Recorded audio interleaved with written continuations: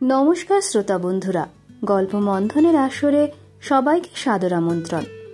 আজ শোনাব কথাশিল্পী শরৎচন্দ্র চট্টোপাধ্যায়ের বড় গল্প নিষ্কৃতির দ্বিতীয় তথা শেষ পর্ব।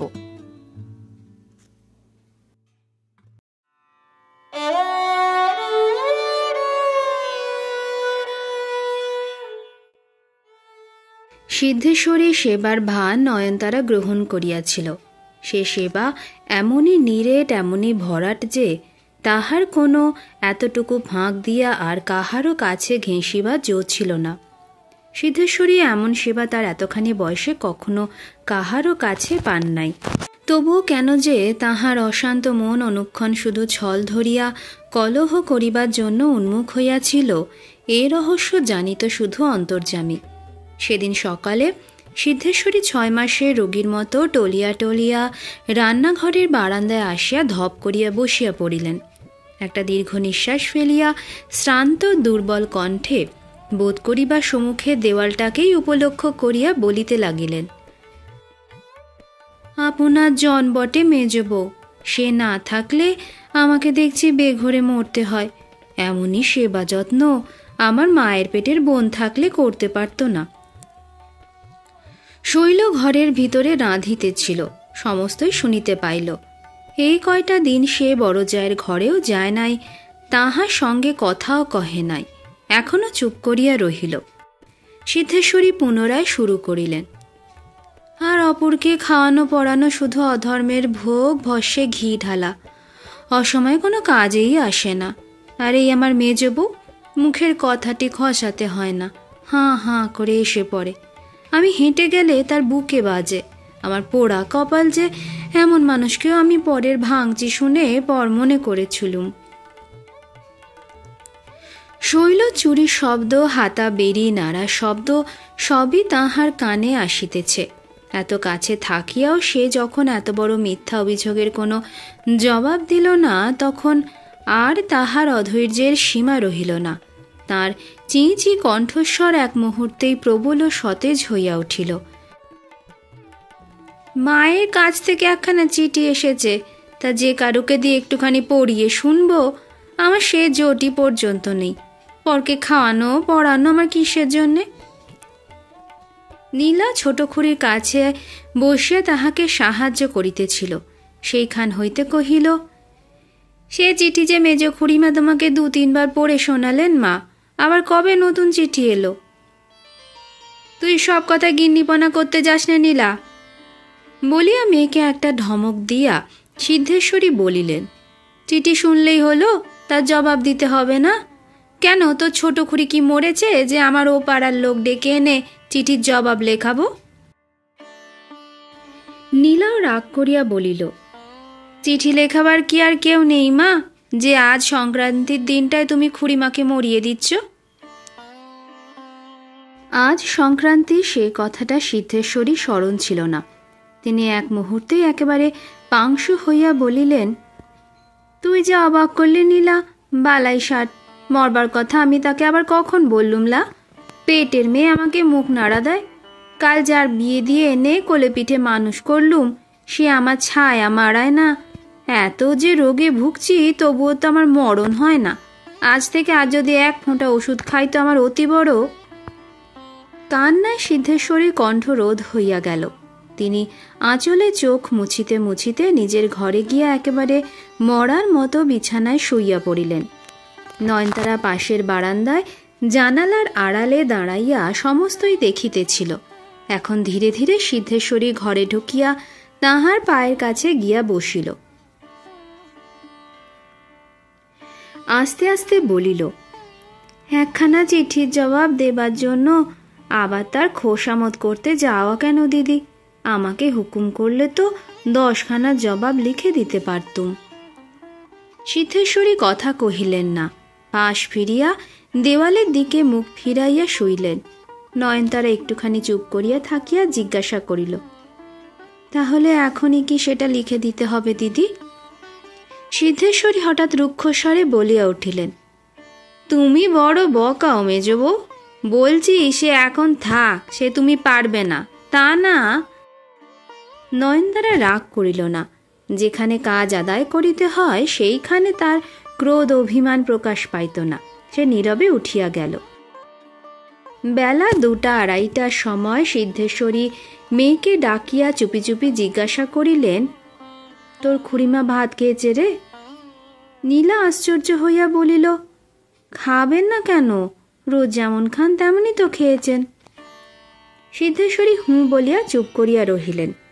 পূর্বেই বলিয়াছি, শৈল চিরকালই অত্যন্ত অভিমানী।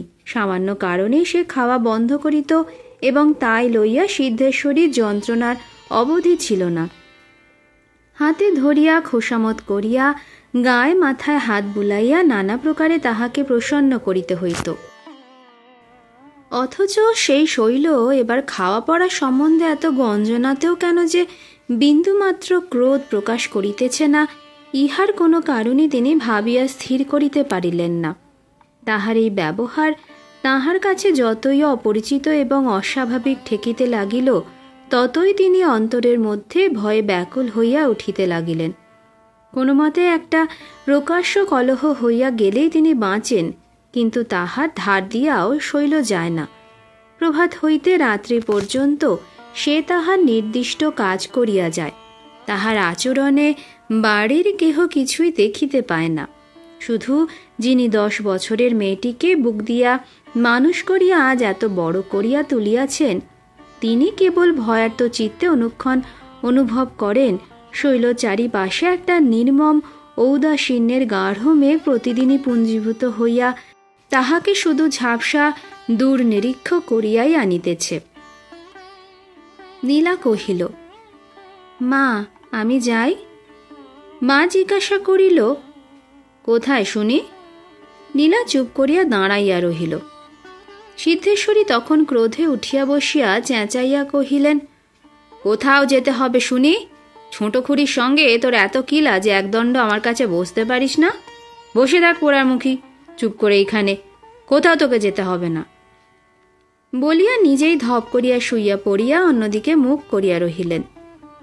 নয়নতারা মৃদু পদক্ষেপে প্রবেশ করিয়া সস্নেহে অনুযোগের স্বরে কহিল, ছি মা, বড় হয়েছ, 2 দিন পরে শ্বশুর ঘর করতে চলে যাবে। এখন যে কদিন পাও বাপ মায়ের সেবা করে নাও। মায়ের কাছে বসবে, দাঁড়াবে, সঙ্গে সঙ্গে থেকে 2টো ভালো কথা শিখে নেবে। এই সময় কি যাত্রার সঙ্গে সারাদিন কাটানো উচিত? যাও, কাছে বসে 2 দণ্ড পায়ে হাত বুলিয়ে দাও, দিদি ঘুমিয়ে পড়ুন, রোগা শরীরে অনেকক্ষণ জেগে আছেন। নীলা মেজ খুড়ির প্রতি প্রসন্ন ছিল না। মুখ তুলিয়া উত্তপ্ত কণ্ঠে কহিল, বাড়ির মধ্যে যাত্রার সঙ্গে আর কার সঙ্গে সারাদিন কাটাই মেজ খুড়িমা? তুমি কি খুড়িমার কথা বলছো? তাহার রুষ্ট আরক্ত মুখ লক্ষ্য করিয়া নয়নতারা বিস্মিত বিরক্ত হইয়া কহিল, আমি কারো কথা বলিনি নীলা, আমি শুধু বলছি তোমার রোগা মায়ের সেবা যত্ন করা উচিত।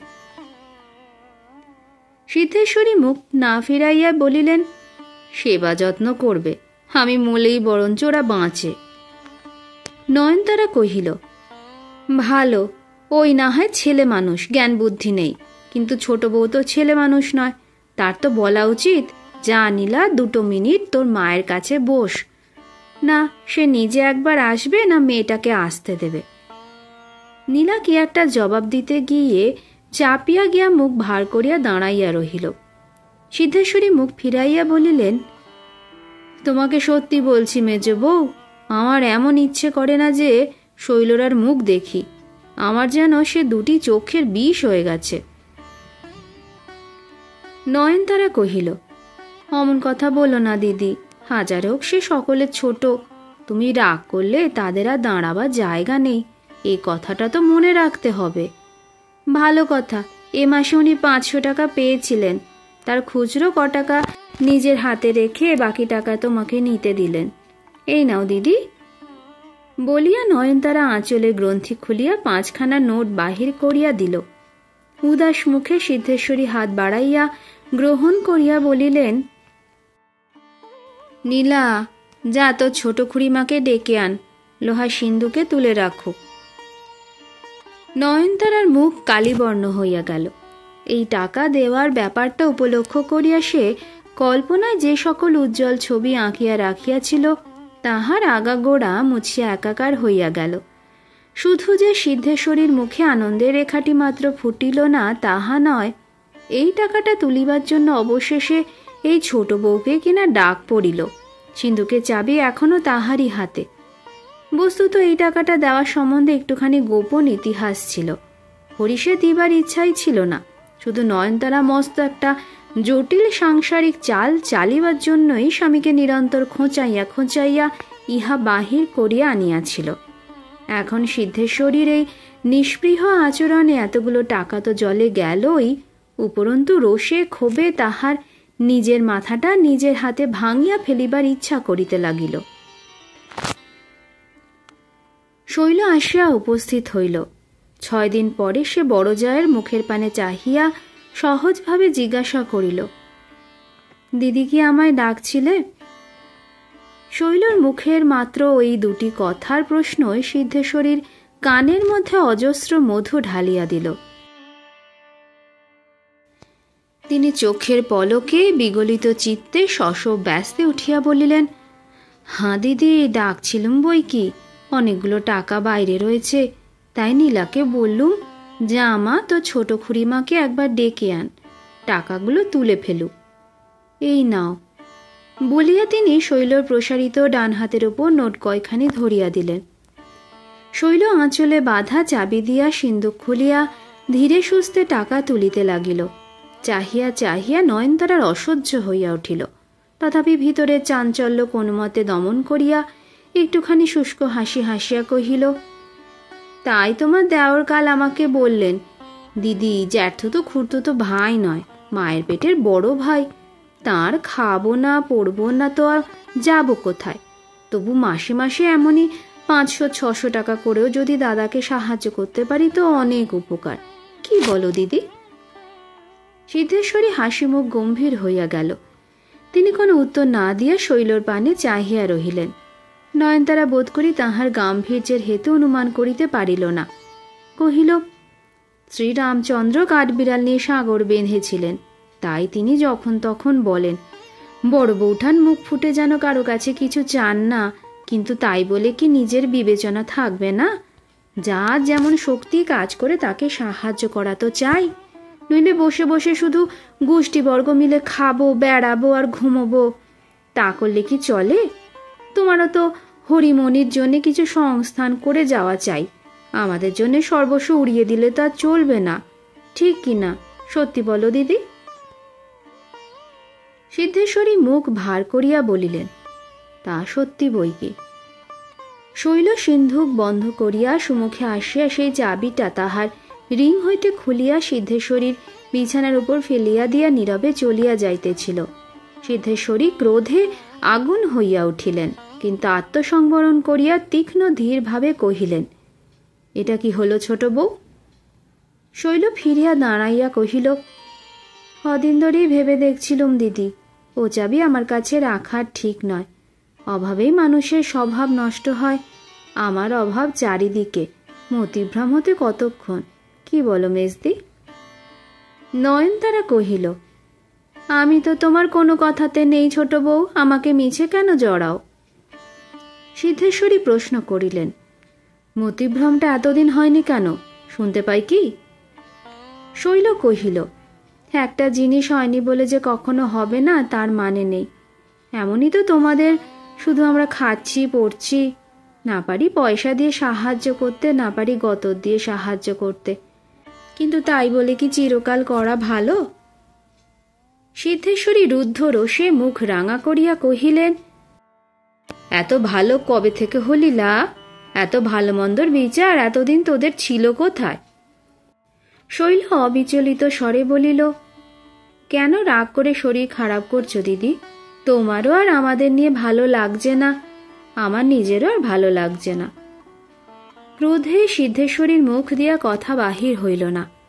নয়নতারা তাহার হইয়া জিজ্ঞাসা করিল, দিদির না হয় ভালো না লাগতে পারে, সে কথা মানি, কিন্তু তোমার ভালো লাগছে না কেন ছোট বউ? শৈল ইহার জবাব না দিয়াই বাহির হইয়া যাইতেছিল। সিদ্ধেশ্বরী চেঁচাইয়া ডাকিয়া বলিলেন, বলে যা পোড়ার মুখী, কবে তুই বিদায় হবি আমি হরির নোট দেব। আমার সোনা সংসার ঝগড়া বিবাদে একেবারে পুড়িয়ে ঝুরিয়ে দিলি। মেজ বউ কি মিছে কথা বলে যে কোমরের জোর না থাকলে মানুষের এত তেজ হয় না। কত টাকা মা তুই চুরি করেছিস তার হিসেব দিয়ে যা। শৈল ফিরিয়া দাঁড়াইল। তাহার মুখ চোখ অগ্নিকাণ্ডের মতো মুহূর্তকালের জন্য প্রদীপ্ত হইয়া উঠিল, কিন্তু পরক্ষণে সে মুখ ফিরাইয়া নিঃশব্দে বাহির হইয়া গেল।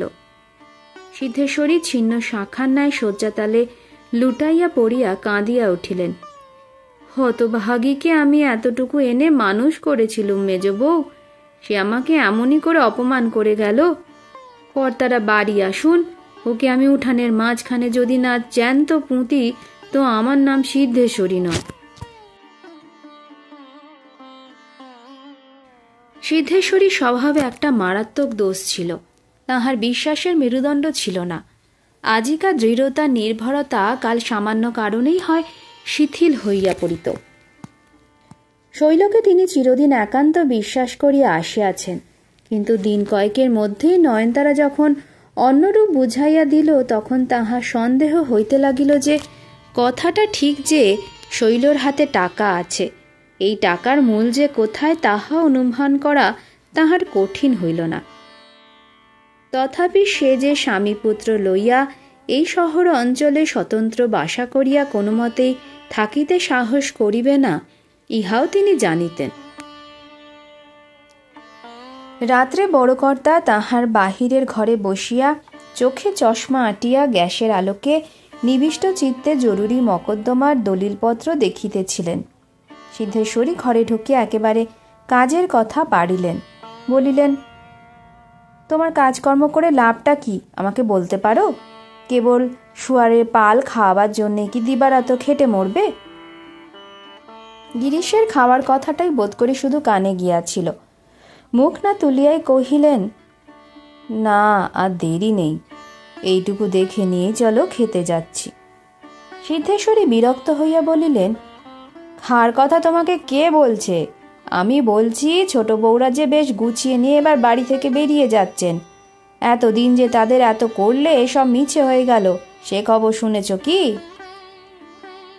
গিরিশ কতকটা সচেতন হইয়া বলিলেন, শুনেছি বই কি। ছোট বৌমাকে বেশ করে গুছিয়ে নিতে বলো। সঙ্গে কে কে গেল? মণিকে? মকদ্দমার কাগজাদির মধ্যে অসমাপ্ত কথাটা এইভাবে থামিয়া গেল।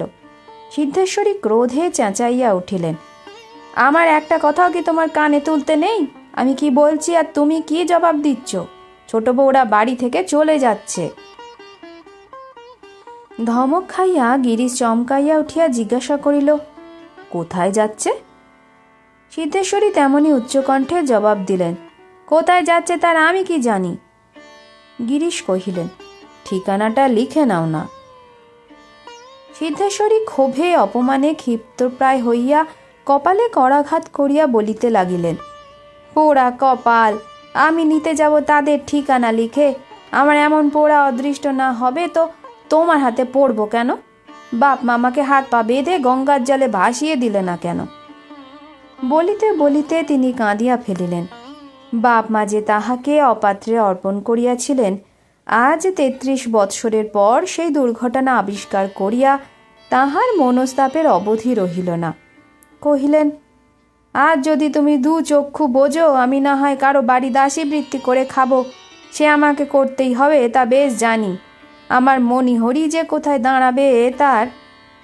বলিয়া সিদ্ধেশ্বরীর অবরুদ্ধ ক্রন্ধন এতক্ষণে মুক্তি লাভ করিয়া একেবারে 2 চক্ষু ভাসাইয়া দিল। জরুরি মকদ্দমার দলিল দস্তাবেজ গিরিশের মগজ হইতে লুপ্ত হইয়া গেল। স্ত্রীর আকস্মিক ও অত্যুগ্র ক্রন্দনে উদ্ভ্রান্ত হইয়া তিনি ক্রুদ্ধ গম্ভীর কণ্ঠে ডাক দিলেন, হরে। হরি পাশের ঘরে পড়িতেছিল, শশব্যস্ত হইয়া ছুটিয়া আসিল।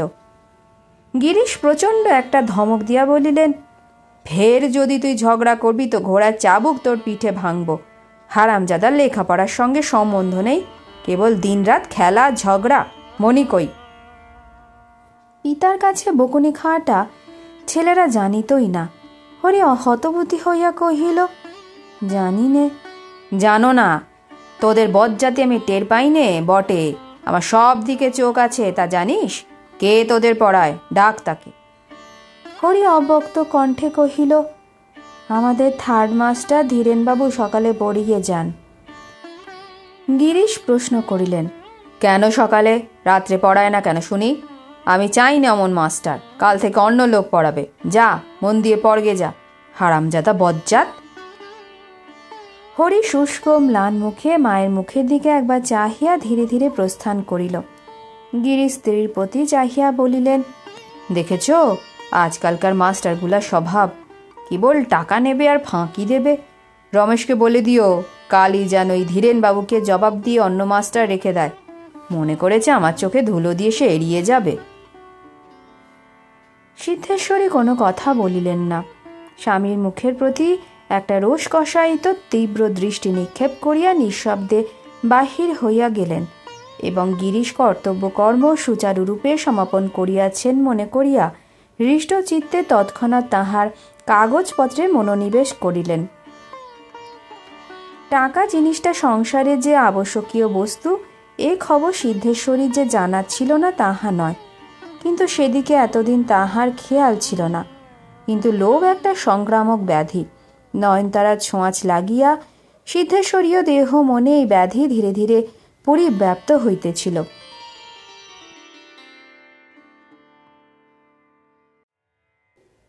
আজই খাওয়া দাওয়ার পর শৈল এ বাটি হইতে বিদায় লইবে, এইরূপ একটা জনশ্রুতিতে সিদ্ধেশ্বরীর বুক ফাটিয়া একটা সুদীর্ঘ ক্রন্দন বাহির হইবার জন্য আকুলি বিকুলি করিতেছিল।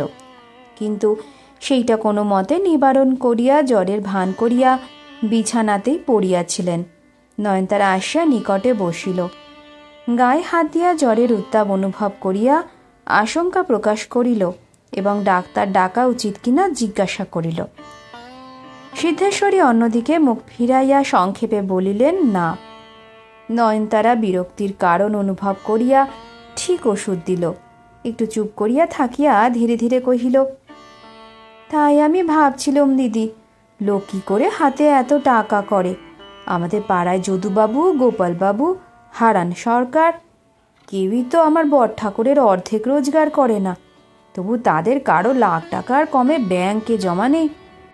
তাদের পরিবারদের হাতেও 10-20 হাজারের কম নেই। সিদ্ধেশ্বরী ঈষৎ আকৃষ্ট হইয়া কহিলেন, কি করে জানলে মেজ বউ? নয়নতারা কহিল, ইনি যে ব্যাংকের সাহেবকে জিজ্ঞাসা করেছিলেন, তাঁরা সব এর বন্ধু কিনা। কাল গোপালবাবু স্ত্রী আমার কথায় অবিশ্বাস করে বললে, এ কি কথা মেজ বউ, যে তোমার দিদির হাতে টাকা নেই, যেমন করে হোক।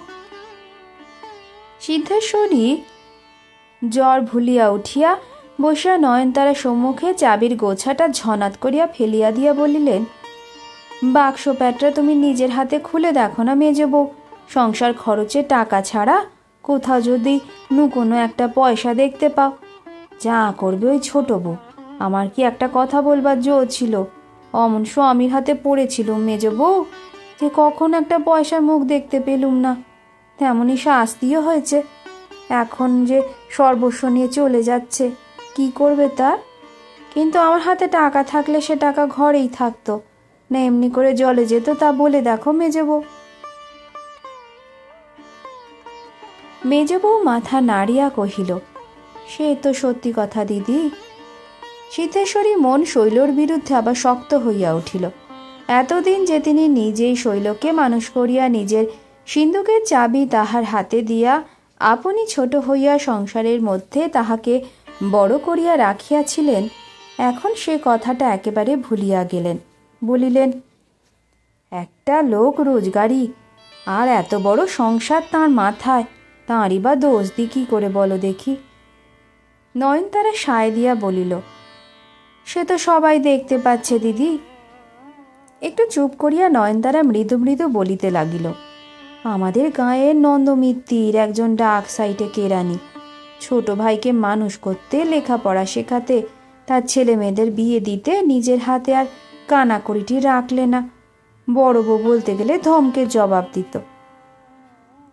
সিদ্ধেশ্বরী কথার মাঝখানে বলিয়া উঠিলেন, ঠিক আমার দশা আর কি। নয়নতারা কহিল, তা বই কি, বড় বউ নন্দমিত্তির ধমকে বলতো, তোমার ভাব নাকি, তোমার নরেন রইল, তাকে যেমন মানুষ করে উকিল করে দিলুম, বুড়ো বয়সে সেও আমাদের তেমনই দেখবে। মনে ভেবো সে তোমার দেওর নয়, সন্তান।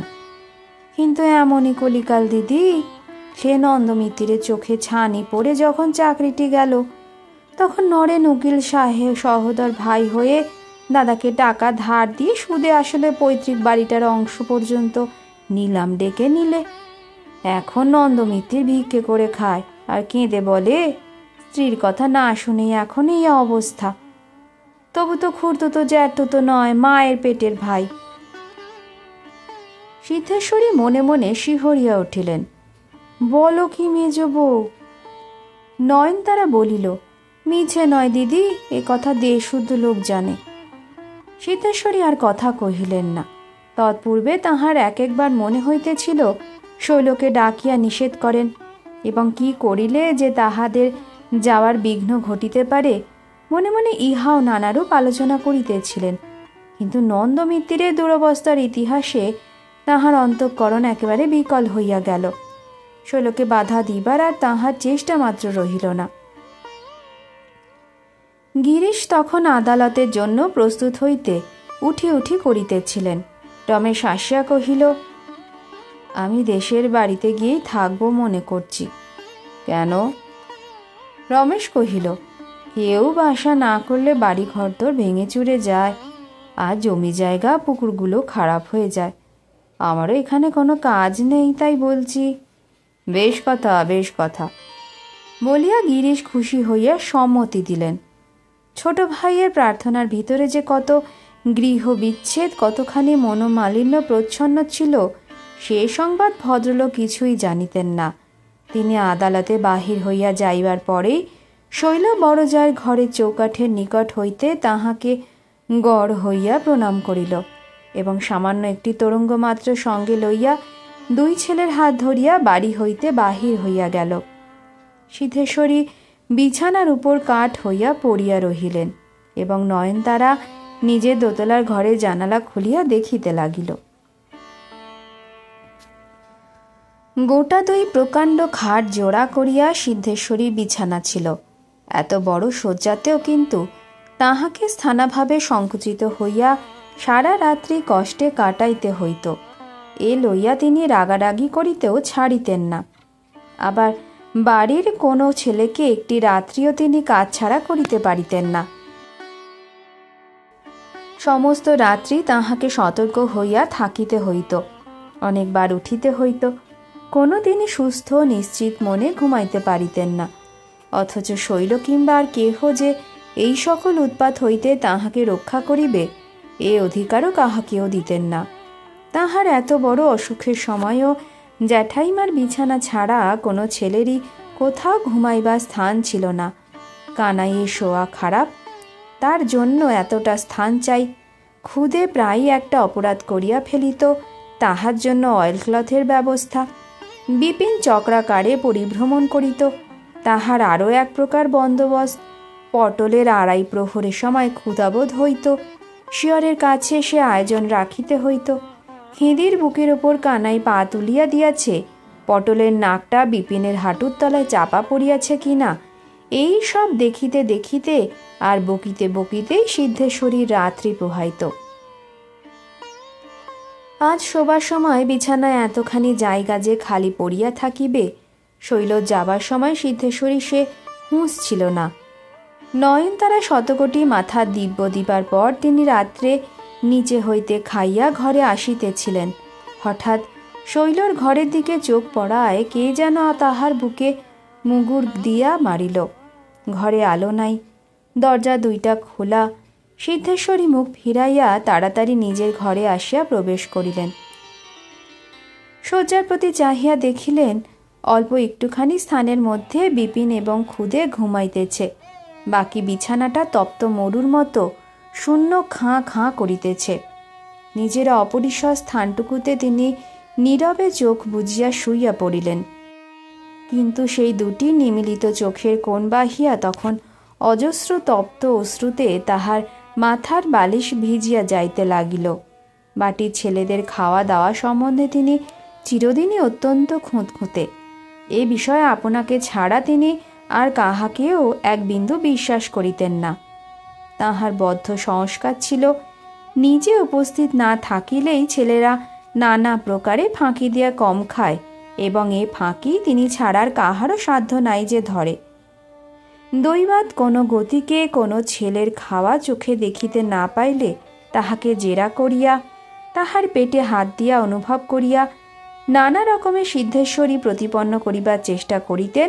সে কিছুতেই তাহার ন্যায্য আহার করে নাই, এবং এই অন্যায়টুকু সংশোধন করিতে হতভাগ্য ছেলেটাকে তখনই তাহার চোখের ওপর দাঁড়াইয়া এক বাটি দুধ খাইতে হইত। শৈল ছেলেদের হইয়া মাঝে মাঝে লড়াই করিত, জবরদস্তি খাওয়ানোর অপকারিতা লইয়া তর্ক করিত, কিন্তু সিদ্ধেশ্বরীকে আন্তরিক ক্রুদ্ধ করিয়া তোলা ভিন্ন তাহাতে আর কোনো ফল হইত না। সিদ্ধেশ্বরী যখনই যে ছেলেটার পানে চাহিতেন, তখনই দেখিতেন সে রোগা হইয়া যাইতেছে। এই লইয়া তাহার উৎকণ্ঠা অশান্তির অবধি ছিল না। আজ বিছানায় শুইয়া তাহার কেবলই মনে হইতে লাগিল, দেশের বাটির বহুবিধ বিশৃঙ্খলার মধ্যে হয়তো কানাইয়ের খাইয়া পেট ভরে নাই, এবং পটল নিশ্চয়ই না খাইয়া ঘুমাইয়া পড়িয়াছে। হয়তো তাহাকে তুলিয়া খাওয়ানো হইবে না, হয়তো সে সারা রাত্রি ক্ষুধায় ছটফট করিবে। কল্পনায় যতই এই সকল দুর্ঘটনা তিনি স্পষ্ট দেখিতে লাগিলেন, ততই রাগে দুঃখে বেদনায় তাহার বুক ফাটিতে লাগিল।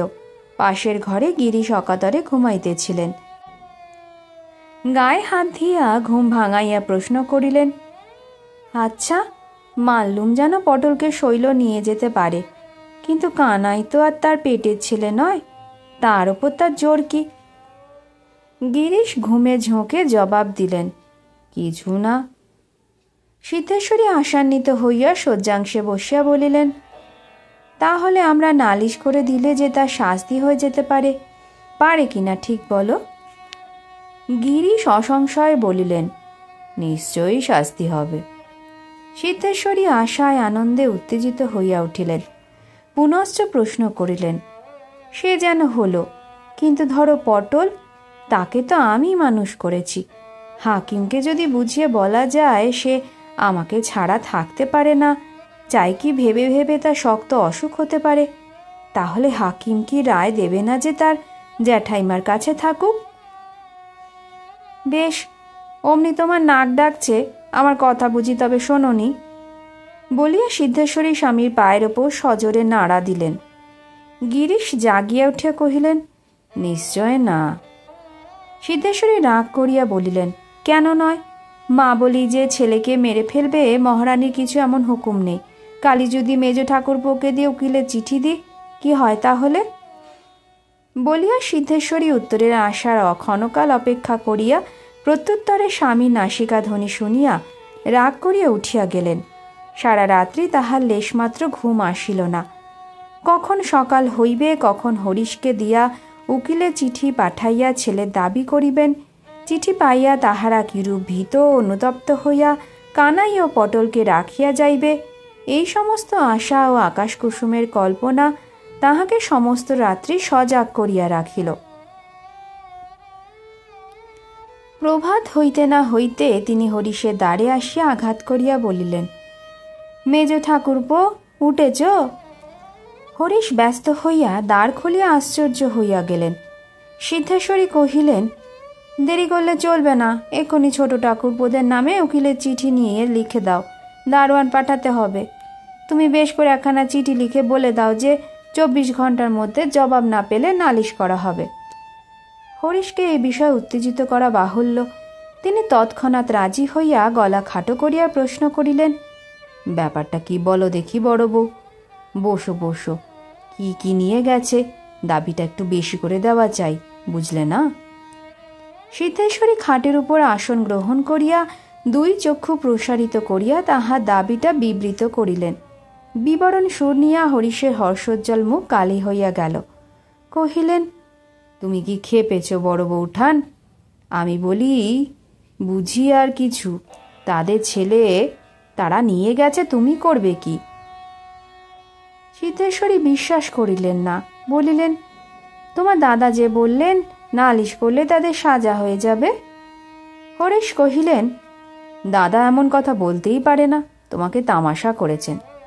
সিদ্ধেশ্বরী রাগ করিয়া কহিলেন, এতটা বয়স হলো তামাশা কাকে বলে বুঝি নে ঠাকুরপো। তোমার মনোগত ইচ্ছে নয় যে ছেলে দুটাকে কাছে আনি, তাই কেন স্পষ্ট করে বলো না? হরিশ লজ্জিত হইয়া তখন বহু প্রকারে বুঝাইবার চেষ্টা করিলেন যে এ দাবি আদালত গ্রাহ্য করিবে না, তার চেয়ে বরং আর কোনো দাবি দাওয়া উত্থাপন করিয়া জব্দ করা যাইতে পারে, আমাদের উচিত এখন তাই করা। সিদ্ধেশ্বরী ক্রোধ ভরে উঠিয়া দাঁড়াইলেন, কহিলেন, তোমার উচিত তোমার থাক ঠাকুরপো, আমার 3 কাল গিয়ে 1 কালে ঠেকেছে, এখন মিথ্যে দাবি দেওয়া করতে পারবো না। পরকালে আমার হয়ে তো আর তুমি জবাব দিতে যাবে না। তুমি না লেখো, আমি মণিকে পাঠিয়ে নগেনবাবুর কাছ থেকে লিখিয়া নিগে। বলিয়া তিনি উঠিয়া গেলেন। পরদিন সকালবেলায় কি একটা কাজে বাজার খরচের হিসাব লইয়া সিদ্ধেশ্বরী বাড়ির সরকার গণেশ চক্রবর্তীর সঙ্গে বচসা করিতেছিলেন। সে বেচারা নানা প্রকারে বুঝাইবার চেষ্টা করিতেছিল যে 12 গণ্ডা টাকার উপর আরো 2 টাকা খরচ হওয়াতেই 50 টাকা ব্যয় হইয়া গিয়াছে। গৃহিণী এ কর্মে নতুন ব্রতী, তাহার নতুন ধারণা তাহাকে নির্বোধ পাইয়া সবাই টাকা চুরি করে, অতএব চক্রবর্তীও যে চুরি করিয়াছে তাহাতে সন্দেহ নাই। তিনি তর্ক করিতেছিলেন, 50 টাকা যে এক আঁচলা টাকা গণেশ, আমি লেখাপড়া জানি না বলেই কি তুমি বুঝিয়ে দেবে যে 12 গণ্ডার ওপর মোটে 2 টাকা বেশি খরচ হয়েছে বলে এই 50 টাকা সব খরচ হয়ে গেছে, আর কিছু নেই? আমি কি এতই বোকা? গণেশ ব্যাকুল হইয়া বলিল, মা, দিদিকে ডেকে না হয়। নীলাকে ডেকে হিসেব বুঝতে হবে, সে আমার চেয়ে বেশি বুঝবে। না গণেশ, ওসব ভালো কথা নয়। শৈল নেই বলি যে তোমার যা ইচ্ছে তাই করে হিসেব দেবে, এসে হবে না বলছি।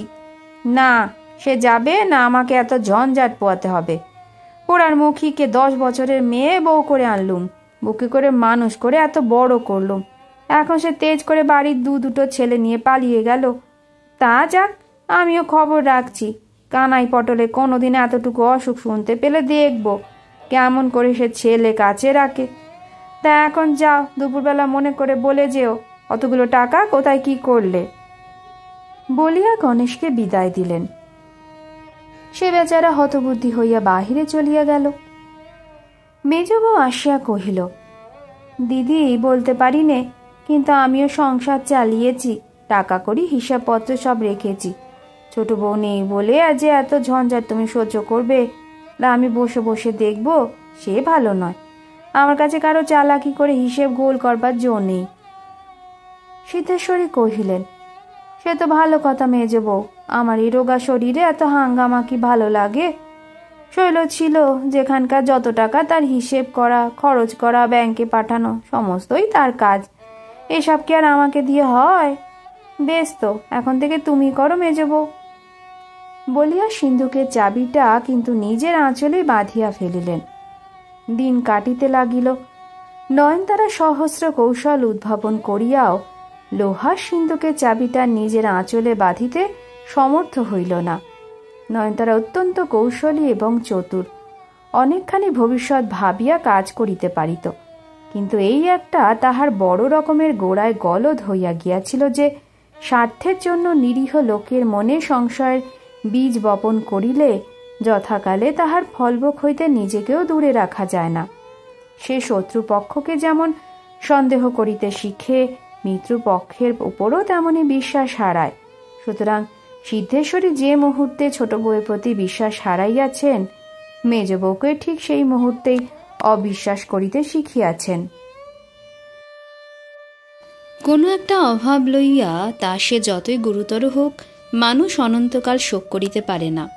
সিদ্ধেশ্বরীর কাছে তাহার শয্যার শূন্যতা ক্রমশ পূর্ণ হইয়া আসিতে লাগিল। শৈলর ঘরের দিকটা তিনি মাড়াইতে পারিতেন না, এখন সে বারান্দা স্বচ্ছন্দে পার হইয়া যান মনেও পড়ে না।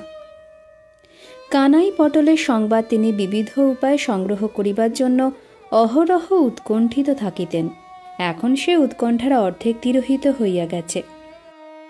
এইরূপে সুখে দুঃখে 1 বৎসর ঘুরিয়া গেল। সেদিন হঠাৎ সিদ্ধেশ্বরী কানে গেল যে দেশের বিষয় লইয়া আজ 6 মাস ধরিয়া ছোট দেবরের সহিত তাহাদের মামলা চলিতেছে। মকদ্দমা চালাইতেছে হরিশ নিজে। দেওয়ানি তো চলিতেছেই, গোটা 2 ফৌজদারিও ইতিমধ্যে হইয়া গেছে। খবর শুনিয়া সিদ্ধেশ্বরী ভয় ভাবনায় পরিপূর্ণ হইয়া উঠিলেন। স্বামীর নিকট হইতে সম্পূর্ণ কৌতূহল নিবৃত্তি করিবার মতো সংবাদ জানা সুবিধা হইবে না জানিয়া তিনি সন্ধ্যার সময় হরিশের কাছে গিয়া উপস্থিত হইলেন। বলিলেন, বলো কি ঠাকুরপো, ছোট ঠাকুরপো করছে তোমার দাদার সঙ্গে মামলা? হরিশ উচ্চ অঙ্গের একটুখানি হাস্য করিয়া কহিলে, তাই তো হচ্ছে বৌঠান। সিদ্ধেশ্বরী মুখ পাংশুবর্ণ করিয়া বলিলেন, আমার যে বিশ্বাস হয় না মেজ ঠাকুরপো, এখনো যে চন্দ্রসূর্যি উঠছে। নয়নতারা খাটের একধারে বসিয়া খেঁদিকে ঘুম পাড়াইতেছিল। মৃদুস্বরে কহিল, সে তো উঠছেই দিদি, আর এই ছোট দেওরকেই তোমরা হাজার হাজার টাকা ব্যবসা করতে দিতে, সেই সব তখন যায়নি, যাচ্ছে এখন।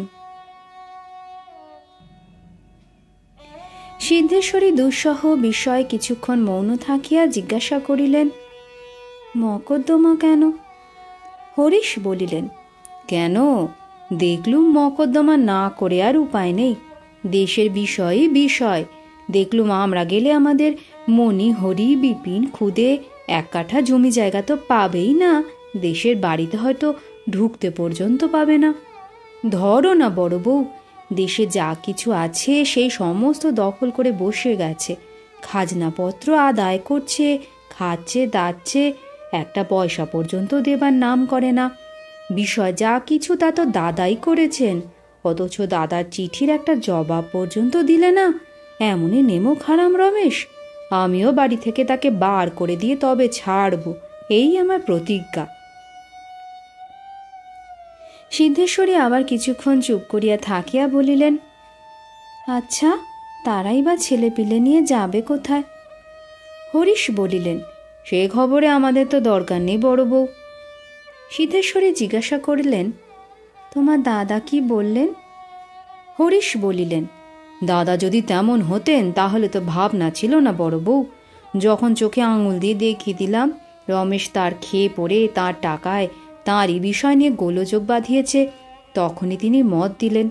ফৌজদারিতে রমেশ তো দাদাকে জড়িয়ে তোলার চেষ্টায় ছিল, অনেক কষ্টে আমাকে সেটা ফাঁসাতে হয়েছে। নয়নতারা ফিসফিস করিয়া বলিল, আচ্ছা, ছোট ঠাকুরপোই যেন দোষী, কিন্তু আমি কেবল ভাবি দিদি, ছোট বউ কি করে এতে মত দিলে? আমরা সবাই দুষ্টু বজ্জাত হতে পারি, কিন্তু সে তার বড় ঠাকুরকে তো চেনে, তাকে জেলে দিয়ে সে কি সুখ পেত? সিদ্ধেশ্বরীর আপাদমস্তক বারংবার শিহরিয়া উঠিল। তিনি আর একটি কথাও না বলিয়া বাহির হইয়া গেলেন। তথা হইতে আসিয়া সিদ্ধেশ্বরী স্বামীর ঘরে প্রবেশ করিলেন। গিরিশ যথারীতি কাজে ব্যস্ত ছিলেন। মুখ তুলিয়া স্ত্রীর মুখের প্রতি চাহিতেই তাহার অস্বাভাবিক পাণ্ডুরতা আজ তাহারও চোখে পড়িল। হাতের কাগজখানা রাখিয়া দিয়া বলিলেন, আজ কখন জ্বর এলো? সিদ্ধেশ্বরী অভিমান ভরে বলিলেন, তবু ভালো, জিজ্ঞাসা করলে। গিরিশ ব্যস্ত হইয়া কহিলেন, বিলক্ষণ, জিজ্ঞাসা করিনি তো কি, পরশুও তো মণিকে ডেকে বললুম তোর মাকে ওষুধ টষুধ দিস। তা আজকালকার ছেলেগুলো হয়েছে সব এমনই যে বাপ মাকে পর্যন্ত মানে না। সিদ্ধেশ্বরী বিরক্ত হইয়া বলিলেন, বুড়ো বয়সে মিথ্যে কথাগুলো আর বলো না। 15 দিন হয়ে গেল মণি তার পিসির ওখানে এলাহাবাদে গেছে, আর তুমি তাকে পরশু জিজ্ঞাসা করলে। কখনো যা করনি তা কি আজ করবে? তা নয়, আমি সেজন্যে আসিনি। আমি জানতে এসেছি ব্যাপারটি কি, ছোট ঠাকুরপোর সঙ্গে মামলা মোকদ্দমা কিসের? গিরিশ মহা খাপ্পা হইয়া উঠিলেন, সেটা একটা চোর, চোর একেবারে লক্ষ্মী ছাড়া হয়ে গেছে, বিষয়পত্র সব নষ্ট করে ফেললে। সেটাকে দূর করে না দিলে দেখছি আর ভদ্রস্থ নেই, সমস্ত ছাড়কাহার ধ্বংস করে দিলে। সিদ্ধেশ্বরী প্রশ্ন করিলেন, আচ্ছা তা যেন দিলে, কিন্তু মামলা মোকদ্দমা তো শুধু শুধু হয় না, টাকা খরচ করা তো চাই। ছোট ঠাকুরপো টাকা পাচ্ছে কোথায়? ইতিমধ্যে হরিশ নামিয়া আসিয়া ছেলেদের পরিবার ঘরে যাইতেছিলেন। দাদার উচ্চকণ্ঠে আকৃষ্ট হইয়া ধীরে ধীরে ঘরে ঢুকিলেন। তিনি জবাব দিলেন, টাকার কথা তো এইমাত্র মেজবউ বলে দিলেন বড় পৌঠান। পাটের দালালির নাম করে দাদার কাছ থেকে 1000 নিয়েছিল, সেটা তো হাতে আছেই। তাছাড়া ছোট বৌমার হাতেই তো একদিন টাকা করি সমস্ত ছিল, বুঝেই দেখো না। গিরিশ পুনরায় উত্তেজিত হইয়া বলিলেন, আমার সর্বস্ব নিয়ে গেছে, কিছু কি আর রেখেছে হে হরিশ? সেটা একেবারে বেহের লক্ষ্মীছাড়া হয়ে গেছে। শুক্রবার দিন কোর্টে এসে বলে বাড়ি ঘরদোর মেরামত করতে হবে, 500 টাকা চাই। হরিশ অবাক হইয়া গেলেন। বলেন কি, সাহস তো কম নয়। গিরিশ কহিলেন, সাহস বলে সাহস, একেবারে লম্বা ফর্দ। এখানটা সারাতে হবে, ওখানটা গাঁথতে হবে, এটা না বদলালে নয়, ওটা না করলেই চলে না। শুধু কি তাই, সংসারের অনটন, শীতের কাপড় চোপড় কিনতে হবে, ধান কিনে আলু কিনে রাখতে হবে, এমনই হাজারো খরচ দেখি আরো 300 টাকা দরকার। হরিশ অসহ্য ক্রোধ কোনো মতে সংবরণ করিয়া শুধু কহিলেন, নির্লজ্জ। তারপরে? গিরিশ বলিলেন, ঠিক তাই, হতভাগার একেবারে লজ্জা শরম নেই, একেবারে নেই। এই 800 টাকা নিয়ে তবে ছাড়লে। নিয়ে গেল? আপনি দিলেন? গিরিশ বলিলেন, না হলে কি ছাড়ে, নিয়ে তবে উঠল যে। হরিশের সমস্ত মুখখানা প্রথমটা অগ্নিবর্ণ হইয়া পরক্ষণেই ছাইয়ের মতো হইয়া গেল। স্তব্ধ হইয়া কিছুক্ষণ বসিয়া থাকিয়া কহিলেন, তাহলে মামলা মোকদ্দমা করে আর লাভ কি দাদা? গিরিশ তৎক্ষণাৎ বলিলেন, কিছু না কিছু না, নিজের সংসারটা যে চালিয়ে নেবে হতভাগার সেটুকু ক্ষমতাও নেই, এমনই অপদার্থ হয়ে গেছে। শুনি বৈঠকখানায় দিব্যি আড্ডা বসিয়ে দিন রাত তাস পাশা চলছে আর খাচ্ছেন। ব্যাস, মানুষ যেমন শিব স্থাপনা করে আমাদের হয়েছে, তাই না বুঝলে হরিশ? বলিয়া নিজের রসিকতায় নিজেই মাতিয়া উঠিয়া হো হো রবে হাসিয়া ঘর ভরাইয়া দিলেন। হরিশা সহ্য করতে না পারিয়া নিঃশব্দে উঠিয়া গেলেন। দাঁতে দাঁতে চাপিয়া বলিতে লাগিলেন, আচ্ছা, আমি একাই দেখছি। মাঘ মাসের 22-এ মোকদ্দমার দিন ছিল। 20-এ গিরিশের এক জ্ঞাতি কন্যার বিবাহে কন্যার পিতা আসিয়া গিরিশকে চাপিয়া ধরিলেন, দাদা, তুমি উপস্থিত থেকে আমার মেয়ের বিবাহ দাও, এই আমার বড় সাধ। তোমাকে একটি দিনের জন্য অন্তত দেশে যেতে হবে। না শব্দটা গিরিশের মুখ দিয়া বাহির হইবার জো ছিল না। তিনি তৎক্ষণাৎ রাজি হইয়া বলিলেন, যাব বই কি ভাইয়া, নিশ্চয়ই যাব। কন্যার পিতা নিশ্চিন্ত হইয়া প্রস্থান করিলেন। কিন্তু এই নিশ্চয় কথাটার বাস্তবিক অর্থ যথাকালে যে কি হইবে তাহা সবচেয়ে বেশি জানিতেন সিদ্ধেশ্বরী।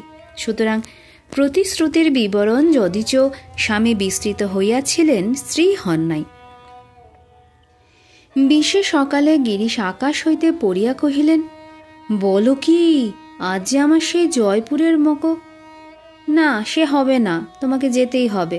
উকিল হয়ে পর্যন্ত মিছে কথা বলে আসছো, আজ একটা কথাও রাখো। পরকালের ভয় কি তোমার এতটুকু হয় না? গিরিশ কুণ্ঠিত হইয়া কহিলেন, পরকাল তা বটে, কিন্তু না, কিছুতে হবে না, তোমাকে যেতেই হবে, যাও। অতএব গিরিশকে যেতে হইল দেশে। যাইবার সময় সিদ্ধেশ্বরী অত্যন্ত মৃদুকণ্ঠে বলিলেন, ছেলে দুটোকে বলিয়াই হঠাৎ কাঁদিয়া ফেলিলেন। আচ্ছা আচ্ছা, সে হবে বলিয়া গিরিশ বাহির হইয়া পড়িলেন। কিন্তু কি হবে তাহা স্বামী স্ত্রীর কেহই বুঝিলেন না। নয়নতারা গা টিপিয়া সিদ্ধেশ্বরীকে অন্তরালে ডাকিয়া কহিলে, ও বাড়িতে কিছু খেতে টেতে বড়ঠাকুরকে মানা করে দিলে না কেন? সিদ্ধেশ্বরী আশ্চর্য হইয়া জিজ্ঞাসা করিলেন, কেন? নয়নতারা মুখখানা বিকৃত গম্ভীর করিয়া বলিল, বলা যায় কি দিদি? সিদ্ধেশ্বরী চোখ দিয়া তখনও জল পড়িতেছিল। আঁচলে মুছিয়া ফেলিয়া একটুখানি চুপ করিয়া বলিলেন, সে তুমি পারো মেজবউ, শৈলর গলা কেটে ফেললেও সে তা পারবে না, বলিয়া দ্রুতপদে চলিয়া গেলেন। মকদ্দমা তদবির করিতে 2-1 দিন পূর্বে যাইবার জন্য রমেশ ঘরের মধ্যে প্রস্তুত হইতেছিলেন। শৈল সেখানে ছিল না। সে ঠাকুর ঘরের মধ্যে দেহ হইতে তাহার সর্বশেষ অলঙ্কারখানি খুলিয়া ফেলিয়া জানু পাতিয়া বসিয়া গল বস্ত্র যুক্ত করে মনে মনে বলিতেছিল, ঠাকুর, আর তো কিছুই নাই, এইবার যেমন করিয়া হোক আমাকে নিষ্কৃতি দাও। আমার ছেলেরা না খাইয়া মরিতেছে, আমার স্বামী দুশ্চিন্তায় কঙ্কালসার হইতেছেন। ওরে কেন, ওরে পটলি! শৈল চমকিয়া উঠিল। এই যে তাহার ভাসুরের কণ্ঠস্বর। জানালার ফাঁক দিয়া দেখিল তিনিই বটে। পাকা চুল, কাঁচা পাকা গোঁফ, সেই শান্ত স্নিগ্ধ সৌম্য মূর্তি। চিরকালটি যেমনটি দেখিয়া আসিয়াছে ঠিক তাই। কোনো অঙ্গে এতটুকু পরিবর্তন ঘটে নাই। কানাই পড়া ফেলিয়া ছুটিয়া আসিয়া প্রণাম করিল। পটল খেলা ছাড়িয়া হাঁপাইতে হাঁপাইতে উপস্থিত হইল। তাহাকে তিনি কোলে তুলিয়া লইলেন। রমেশ ঘর হইতে বাহির হইয়া প্রণাম করিয়া পদধূলি গ্রহণ করিল। গিরিশ কহিলেন, এমন সময় কোথায় যাওয়া হবে? রমেশ কুণ্ঠিত অস্পষ্ট স্বরে বলিল, জেলায়। গিরিশ চক্ষের পলকে বারুদের মতো প্রজ্বলিত হইয়া উঠিলেন। হতভাগা লক্ষ্মী ছাড়া! তুমি আমার খাবে পড়বে আর আমারই সঙ্গে মামলা করবে? তোমাকে এক সিকি পয়সার বিষয় আশয় দেব না। দূর হও আমার বাড়ি থেকে, এক্ষুনি দূর হও। 1 মিনিট দেরি নয়, এক কাপড়ে বেরিয়ে যাও। রমেশ কথা কহিল না, মুখ তুলিল না। যেমন ছিল তেমনি বাহির হইয়া গেল। দাদাকে সে যেমন ভক্তিমান্য করিত তেমনই চিনিত। এইসব তিরস্কারের অন্তঃসার শূন্যতা সম্পূর্ণ অনুভব করিয়া সে তখনকার মতো মুখ বুজিয়া বাহির হইয়া গেল।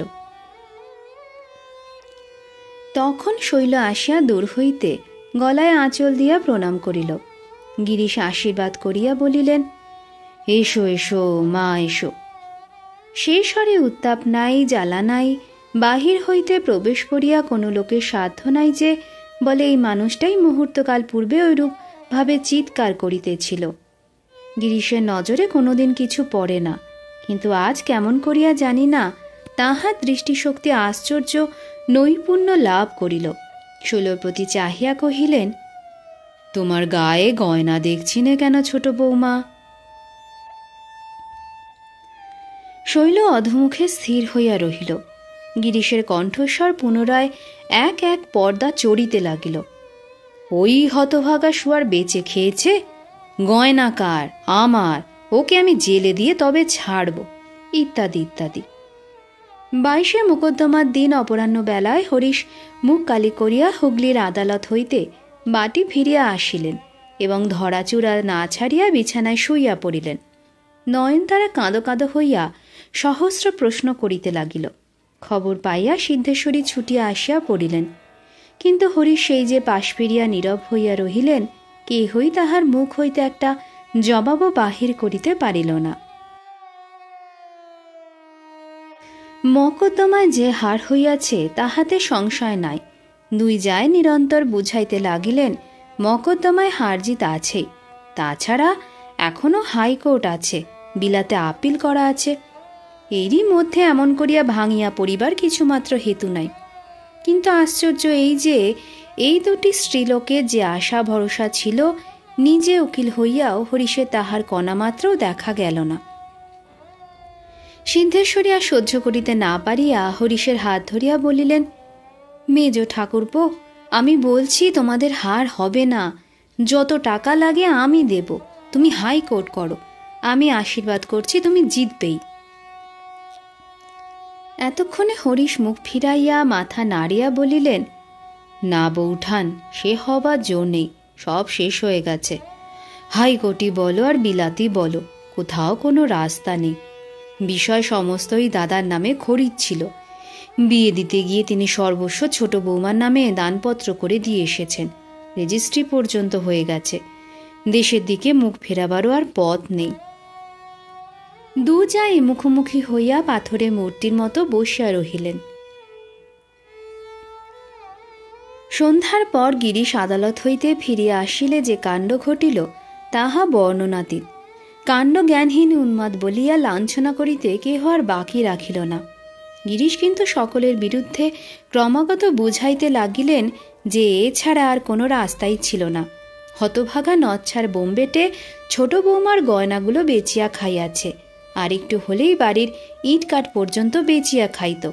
দেশের বাড়ির অস্তিত্ব পর্যন্ত লুপ্ত হইয়া যাইত। তিনি সকল দিক বিশেষ বিবেচনা করিয়াই ভরাডুবি হইতে বংশকে নিষ্কৃতি দিয়া আসিয়াছেন। শুধু সিদ্ধেশ্বরী একেবারে স্তব্ধ হইয়া বসিয়াছিলেন। ভালো মন্দ কোনো কথাই এতক্ষণ বলেন নাই। সবাই চলিয়া গেলে তিনি উঠিয়া আসিয়া স্বামীর সম্মুখে দাঁড়াইলেন। চোখ দুটিতে তখনও জল টলটল করিতেছিল। দুই পায়ের ওপর মাথা পাতিয়া বদধূলি মাথায় তুলিয়া লইয়া ধীরে ধীরে বলিলেন, আজ তুমি আমাকে মাপ করো। তোমাকে যার যা মুখে এলো বলে গাল দিয়ে গেল বটে, কিন্তু তুমি যে তাদের সবাই চেয়ে কত বড় সে কথা আজ যেমন আমি বুঝেছি এমন কোনো দিনও নয়। গিরিশ মহা খুশি হইয়া মাথা নাড়িয়া বারংবার বলিতে লাগিলেন, দেখলে বড় বউ, আমার সব দিকে নজর থাকে কি না? রমেশ কালকে ছোঁড়া, সে আমার চোখে ধুলো দিয়ে আমার এত কষ্টের বিষয় নষ্ট করে দেবে? এমনই কায়দা বেঁধে দিয়ে এলুম যে আর সেখানে বাছা ধনের চালাকিটি চলবে না। বলিয়া কি জানি নিজের কোন হাসির কথায় নিজেই হো হো শব্দে হাসিয়া ঘর দ্বার পরিপূর্ণ করিয়া ফেলিলেন।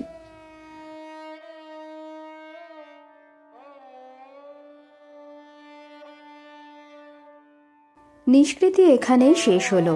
গল্প ভালো লেগে থাকলে লাইক, শেয়ার ও কমেন্ট করে যাবেন। নতুন শ্রোতা বন্ধু হলে পরবর্তী গল্পের নোটিফিকেশন পেতে চ্যানেলটি অবশ্যই সাবস্ক্রাইব করে যাবেন। নতুন গল্প নিয়ে খুব তাড়াতাড়ি আবার আসবো। ভালো থাকবেন সবাই। নমস্কার।